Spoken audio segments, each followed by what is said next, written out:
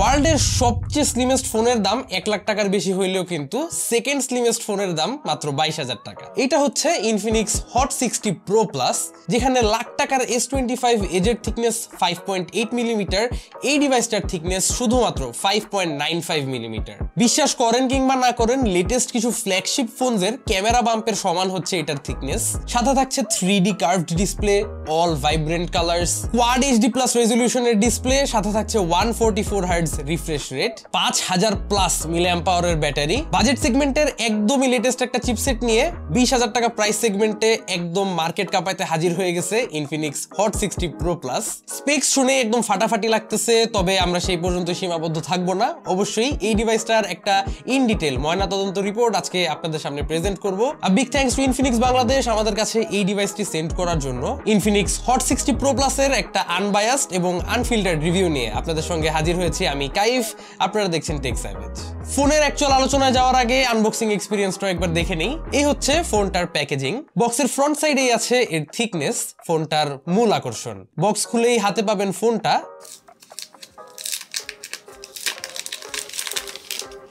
থাকছে warranty card, আরো কিছু paper works, display cleaning kit, একটা 3D কার্ভড টেম্পার্ড গ্লাস, একটা SIM ejector pin, protective film and hard shell cover. কভারটায় একটা ফ্রস্টেড লুক আছে এন্ড ইটস নাইসলি টেক্সচার্ড। বক্সে আরো পাবেন 45 ওয়াটের পাওয়ার অ্যাডাপ্টারটা এবং চার্জিং কেবল। যাক, এই ছিল আনবক্সিং। এখন আসি আমরা মূল আলোচনায়। ফোনটার সবচেয়ে স্ট্যান্ড আউট ব্যাপারটাই হচ্ছে এটার স্লিমনেস। যে 20-22 হাজার টাকার একটা ফোন এই ধরনের স্লিম হওয়া সম্ভব, মানে হাতে ধরতেই অবিশ্বাস্য ধরনের লাগে। এই ফোনটা এখন পর্যন্ত আমি যত মানুষের হাতে দিছি সবার রিয়াকশনটাই কাইন্ড অফ সিমিলার ছিল। সবারই রিয়াকশনটা এমন হয় যে ভাই হাতে এটা কি নিলাম, ইট ফিলস লাইক নাথিং, মানে একদম পেপার থিন একটা জিনিস। স্লিম হওয়ার পাশাপাশি যথেষ্ট লাইট ওয়েটও বটে। এক্সাক্ট ওয়েটটা আমরা মেজার করে দেখেছি 155 গ্রামের মতো। আরো একটা জায়গায় কিন্তু দেখা যায় ভিন্ন এক ডিজাইন ল্যাঙ্গুয়েজ। আমরা জানি অ্যাপেল থেকে শুরু করে সমস্ত কোম্পানিগুলা এখন বড় বড় বেঢপ এক একটা ক্যামেরা হাউজিং এর দিকে এগিয়ে যাচ্ছে। সেখানে এক সিরিয়ালে 3টা ক্যামেরা বসায় স্লিম এন্ড স্লিক একটা হাউজিং দেখতে পাই আমরা ইনফিনিক্স হট 60 প্রো প্লাসে। একটা কুল ফ্যাক্টরও আছে এতে, তা হচ্ছে বটম ক্যামেরাটার চারিপাশেই একটা এলইডি লাইট রিং গ্লো করে। এটা acts as a notification LED.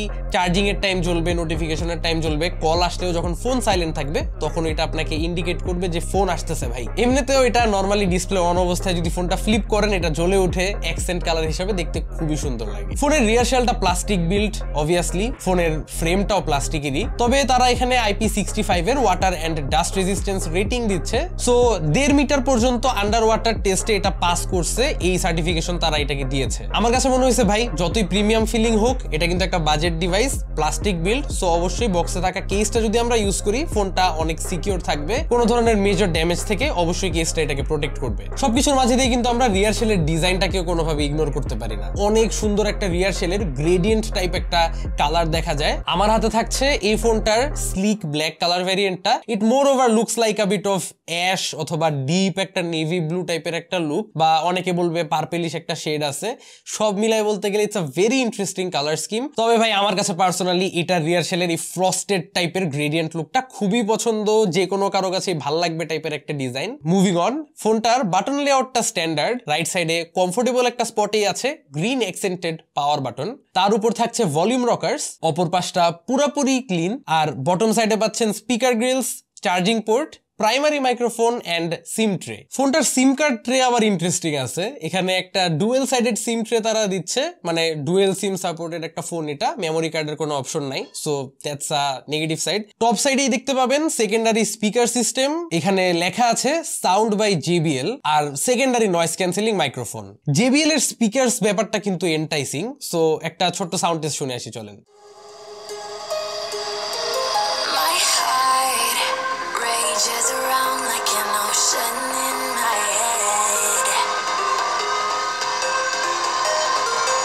আমার কাছে শুনে মনে হয়েছে ফোনটার সাউন্ড সিস্টেম খুবই ওয়েল টিউন, যথেষ্ট পরিমাণ লাউডও বটে, এন্ড ডিস্টরশনও আমার কানে ধরা পড়ে নাই। সব মিলায় বলাই যায় যে JBL did a good job. Moving on to the display, এই ফোনটার স্লিমনেসের পাশাপাশি ডিসপ্লেটাই সেকেন্ড সবচেয়ে অ্যাপিলিং পার্ট লাগে আমার কাছে, কারণ এইটার ডিসপ্লেটা হচ্ছে 6.78 ইঞ্চের অ্যামোলেড প্যানেল, যার রেজলিউশন হচ্ছে quad HD plus.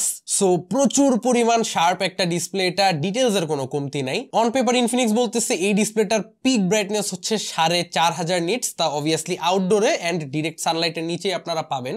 ডিসপ্লেটার outdoor visibility যথেষ্ট পরিমাণ ভালো, নেভিগেট করতে প্রচুর মজা লাগে কারণ এটার মধ্যে কিন্তু 144 হার্টজের একটা ডিসপ্লে আছে। ডিসপ্লে প্রোটেকশনে এখানে রয়েছে কর্নিং গরিলা গ্লাস 7i, এটা হচ্ছে কর্নিং গরিলা গ্লাস 7 এরই একটা একটু বাজেট ওরিয়েন্টেড ভার্সন বলতে পারেন। তাছাড়া এটা কিন্তু একটা কার্ভ ডিসপ্লে, যেটাকে তারা বলতেছে 3D কার্ভ। সোজা ভাষায় বলতে গেলে 3D কার্ভ অন্যান্য ফোনের মতো অত এগ্রেসিভ কোনো কার্ভ না, দুই সাইডের ডান বাম দিকের এজগুলা হালকা একটু কার্ভড, সো একটা 3D টাইপ লুক দেয়। এন্ড আমার কাছে মনে হয়েছে এগ্রেসিভ কার্ভগুলোর চেয়ে এই স্লাইড কার্ভটাই একটু এলিগেন্ট লাগে। এটা দ্বিতীয় হচ্ছে যে মিস টাচেসের থেকে বাঁচা যায়। কার্ভ ডিসপ্লের মধ্যে মিস টাচ পড়ার ইস্যুটা প্রচুর কমন, সেটা আমি এই ফোন থেকে একদমই পাই নাই, but it looks really nice. আর তাছাড়াও ডিসপ্লে বেজেলস গুলা কিন্তু একদমই সিমেট্রিক্যাল, যার কারণে খুবই স্যাটিসফাইং লাগে ডিসপ্লেটা দেখতে। ডিসপ্লের কালারস গুলা ভাইব্রেন্ট, টাচ রেসপন্স খুবই ভালো, একদম বাটারি স্মুথ, আর শার্পনেস বা ব্রাইটনেস নিয়ে কমপ্লেন করার তো কোনো সুযোগই নেই। সব মিলায়ে ডিসপ্লেটাকে একদম A+ দিতে যে কোনো কেউ বাধ্য। ইন ডিসপ্লে ফিঙ্গারপ্রিন্ট সেন্সরও পাচ্ছেন, যেহেতু একটা অ্যামোলেড ডিসপ্লে।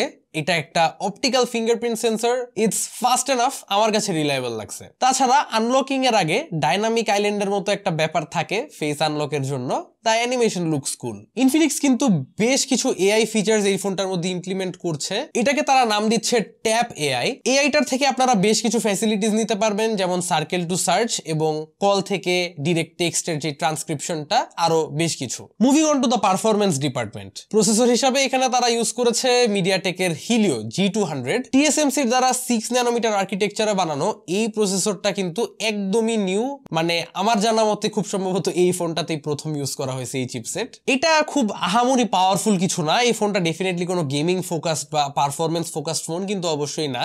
তারপরও এটা Antutu তে 4.5 লাখের মতো স্কোর করেছে। মূলত হিলিও G99 এরই একটা রিফ্রেশড 2025 ভার্সন হচ্ছে এই G200। অনেকেই হয়তো মন খারাপ করবেন যে এরকম প্রাইস সেগমেন্টে আমরা ডাইমেনসিটি আশা করি, সেক্ষেত্রে হিলিও সেগমেন্টের চিপসেট কেন দেখা লাগতেছে।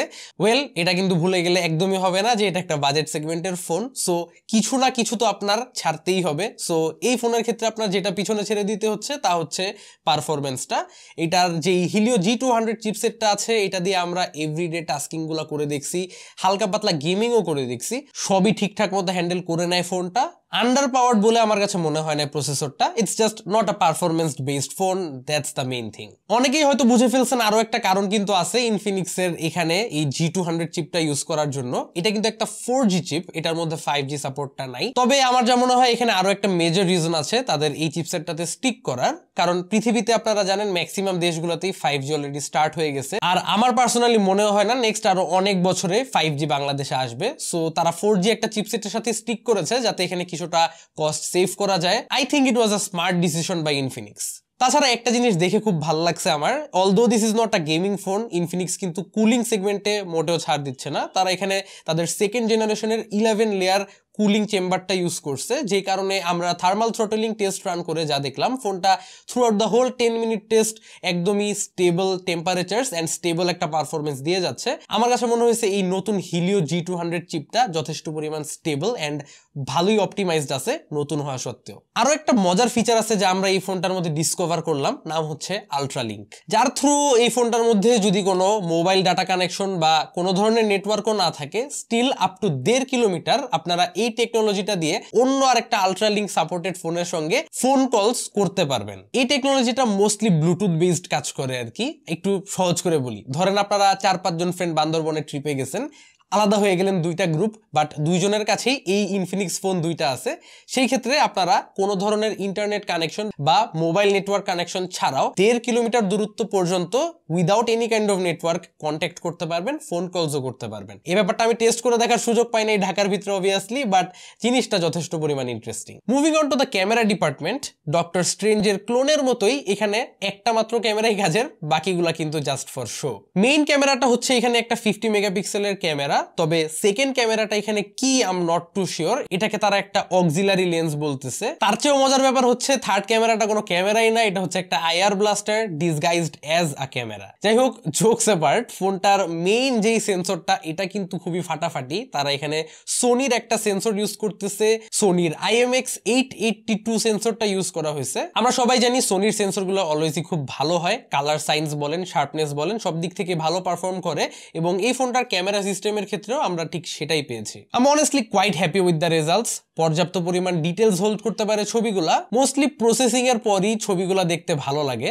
একটু সময় নেয় প্রসেস হতে, বাট ইটস ওয়ার্থ ইট। লো লাইটেও একটা ডিসেন্ট আউটপুট পাচ্ছিলাম, যা আমি মোটেও এক্সপেক্ট করি নাই। পোর্ট্রেট মোডটার মধ্যে সাবজেক্ট ডিটেকশন এন্ড এজ ডিটেকশনও ভালোই, খুবই ক্লোজ টু রিয়েলিস্টিক টাইপের রেজাল্টস এটা দিতে পারে, লো লাইট হোক কিংবা ডে লাইট সিনারিও। এন্ড স্টোরিটা খুবই similar with the selfie camera as well. 13 মেগাপিক্সেলের একটা f2.0 ক্যামেরা পাচ্ছেন ফ্রন্ট সাইডে। রিয়ার ক্যামেরার মতোই সেলফি ক্যামেরাটাও আমাকে মোটেও ডিসঅ্যাপয়েন্ট করে নাই। এনাফ লাইট পাইলে যথেষ্ট ডিটেলস হোল্ড করতে পারে, কালার্স গুলা খুব ভাইব্রেন্ট এন্ড লাইভলি মনে হয়। ডে লাইটের রেজাল্টস গুলা দিয়ে আমি স্যাটিসফাইড। নাইট টাইমে আসলে পোর্ট্রেট মোডটা একটু স্ট্রাগল করে, বাট স্টিল প্রসেসিং এর পর কেমনে জানি ছবিগুলাকে ভালোই ইউজেবল অবস্থায় নিয়ে আসে। মূল কথা হচ্ছে ভালো লাইটিং এ তো সব ফোনই ভালো ছবি তুলতে পারে, এই ফোনটা ইনডোর লাইটিং অথবা লো লাইট কন্ডিশনসেও ডিসেন্ট একটা রেজাল্ট আমাকে দিতে পারছিল, যা 20-22 হাজার টাকার একটা ফোন থেকে পেয়ে আমি যথেষ্ট স্যাটিসফাইড। ভিডিওর ক্ষেত্রে ফ্রন্ট এন্ড ব্যাক উভয় সাইডেই 1080p 60 fps এর অপশন আছে, আর up to 2K 30 fps record করা যায়। 4K এর সাপোর্টটা থাকছে না, তবে একটা স্টেবিলাইজেশন ফিচার খুঁজে পেলাম যেটা হেল্পফুল। ফাইনালি কথা বলাই লাগে ফোনটার ব্যাটারি ডিপার্টমেন্ট নিয়ে। আর প্রথমবারের মতো যখন আমি জানতে পারছি যে এই ফোনটার মধ্যে 5150 mAh এর ব্যাটারি আছে, কারণ এইটুক স্লিম একটা ফোনের মধ্যে কিভাবে 5000+ mAh এর লিথিয়াম আয়ন ব্যাটারি দিতে পারে তারা, আমি এটা এখন পর্যন্ত বুঝতেছি না। এইটুক স্লিম একটা ফোনের মধ্যে যে এত বড় একটা লিথিয়াম আয়ন ব্যাটারি তারা দিচ্ছে, তা আসলে মানে অবিশ্বাস্য একটা ব্যাপার। বক্সে থাকা 45 ওয়াটের ফাস্ট চার্জারটা দিয়ে ফোনটা ফুল চার্জ হতে সময় নেয় অলমোস্ট 1 আওয়ার। ব্যাটারি ব্যাকআপ দেয় 6 থেকে 6.5 ঘন্টার মতো, যেটাকে আমি খুবই ভালো ব্যাকআপ বলবো। অনেকের মনে প্রশ্ন থাকতে পারে যে 6 ঘন্টা এসওটি আজকাল একটা কমন বিষয়, বাট হ্যাঁ, কমন হইলেও এরকম স্লিম একটা ফোন থেকে 6 ঘন্টার মতো এসওটি পাওয়া একটা শকিং ব্যাপার আমার কাছে, যে কারণে এই জিনিসটাকে অ্যাপ্রিশিয়েট করতেই হয়। ইভেন S25 এজ এত দামি একটা ফোনও আপনাকে সিমিলার এরকম 6 ঘন্টার এসওটি দিচ্ছে। সেই ক্ষেত্রে এত ডিমান্ডিং একটা ডিসপ্লে দিয়েও তারা 6 ঘন্টার মতো এসওটি প্রোভাইড করতে পারতেছে, এটা কিন্তু খুবই ভালো একটা জিনিস। আমরা ভিডিওর অলমোস্ট শেষ পর্যায়ে আছি, and so far it's very easy to tell যে ফোনটা আমার পছন্দ হয়েছে। তবে একটা জিনিস অবশ্যই মাথায় রাখতে হবে যে এটা একটা বাজেট সেগমেন্টের ফোন। একটা বাজেট সেগমেন্টের ফোনে সবকিছু ভালো হওয়াটা সম্ভব না। এই ফোনটার মধ্যেও কিছু ল্যাকিংস রয়েছে, যেমন এটার পারফরমেন্স ডিপার্টমেন্টটা আমি যা বললামই, it's not very powerful. Regular day to day লাইফের মধ্যে আমাদের যেসব অ্যাপস গুলো লাগে, এটার থার্মাল পারফরমেন্সও ভালো। তবে হেভি টাস্কস লাইক গেমিং এই ফোনটা হ্যান্ডেল করতে গিয়ে হিমশিম খাবে, খুব স্বাভাবিক একটা বিষয়। পাবজি, গেনশিন ইম্প্যাক্টের মতো গেমগুলো খেলা অবশ্যই এই ফোনটা একটু স্ট্রাগল করবে। আমার পার্সোনাল রেকমেন্ডেশন থাকবে যারা বাজেটের মধ্যে একটা প্রিমিয়াম টাইপ ফোনের ফিল চাচ্ছেন, অস্থির একটা ডিসপ্লে চাচ্ছেন, খুবই ভালো ব্যাটারি ব্যাকআপ চাচ্ছেন, সাথে টুকটাক ছবিও তুলবেন, তাদের জন্য এই ফোনটা একদমই পারফেক্ট হবে। মানে 20-22 হাজার টাকা রেঞ্জে একটা প্রিমিয়াম ফোনের ফিল পাইতে, যেখানে আমাদের এতদিন ইউজড ফোনের দিকে যাইতে হইতো, সেখানে আপনারা এখন একটা ব্র্যান্ড নিউ ফোন নিয়ে নিতে পারতেছেন, তাও আবার অফিসিয়াল ওয়ারেন্টি সহ। এই ফোনটার সঙ্গে কিন্তু ইনফিনিক্স 12 মান্থসের অফিসিয়াল ওয়ারেন্টিও অফার করছে, and official pricing is as I said 21,999 টাকা। নির্দ্বিধায় কোনো ব্যালেন্সড ইউজারকে এই ফোনটা সাজেস্ট করাই যায়। তবে আজকে এই পর্যন্তই। ভিডিওটা ভালো লেগে থাকলে চ্যানেলে সাবস্ক্রাইব করতে ভুলবেন না। আশা করি আবারও দেখা হবে আগামী কোনো ভিডিওতে। Till then, have a nice day, piece.